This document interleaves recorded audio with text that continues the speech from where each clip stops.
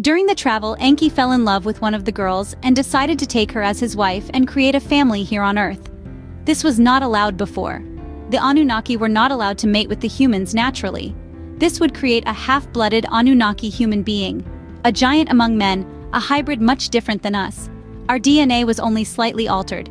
A child born naturally would have an entirely different DNA than our own.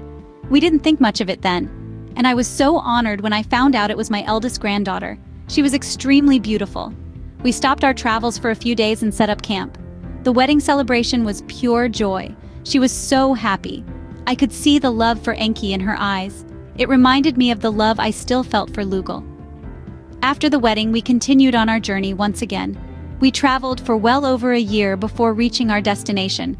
I became ill on our travels. I would not survive much longer. My granddaughter was with child. I sensed greatness from her womb.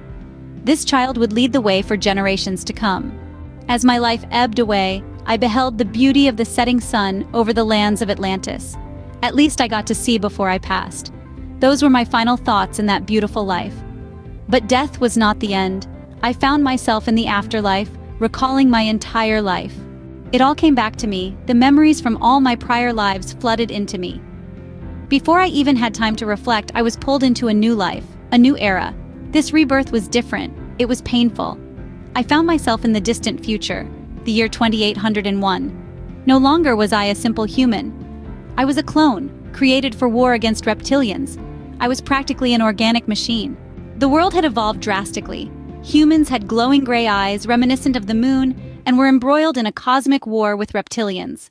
I yearned for the simplicity of my first life and the love I once knew. My existence in this new life would be starkly different. I was not born of a mother and father, but was synthetically created in a tank. I was a soldier, bred for a war that seemed to have no end. As I navigated through this life, I reflected on my past lives and my current existence, the meaning behind my journey, and the lessons I learned. I questioned my identity, my existence, and the essence of my being. Everything in the beginning of this life took a huge toll on my mind.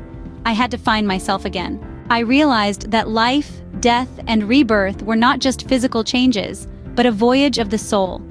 Once again, I understood that I was not just a human, a clone, or a soldier, but a timeless entity journeying through the cosmos. Every life, every death, and every rebirth was a stepping stone in my eternal journey. In the end, I found solace in the fact that I was more than the sum of my lives. I was an eternal spirit, living through different ages, learning, growing, and evolving. My past lives, my present existence, and my future reincarnations were all part of my cosmic journey. I realized that the essence of who I was transcended the physicality of my existence.